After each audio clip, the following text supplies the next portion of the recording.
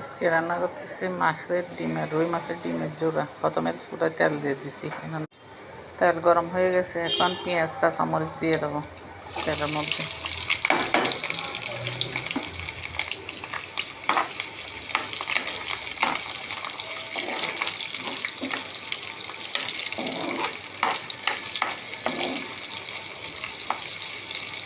এগুলো একটু বেরেস্তা করা হবে কিছুক্ষণ, তারপর দিয়ে দেবো মাছের ডিম।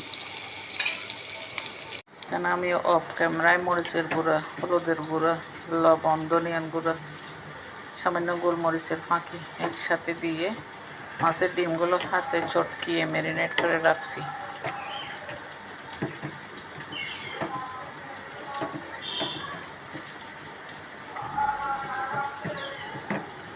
সাথে দেবো কুচি করে রাখা, গ্রেট করে রাখা আলু।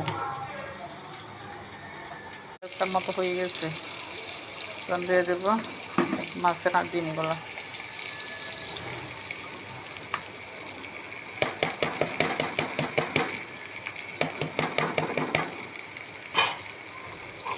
ডিমগুলো এখন নাড়াচাড়া করবো, ভালো করে নাড়াচাড়া করবে, একটু কষিয়ে নেবো ঢাকনা দিয়ে।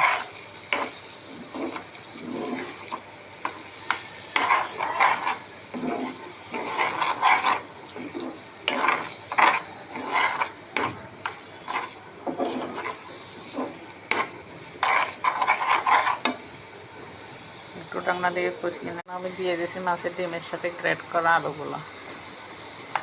অনেকক্ষণ ধরে কষাবো, একদম শুকনা শুকনা করবো, বোনা বোনা করবো। দেখতেই থাকুন। গেল আমার মাছের ডিমের চূড়া, গরম গরম ভাতের সাথে অনেক মজা হবে।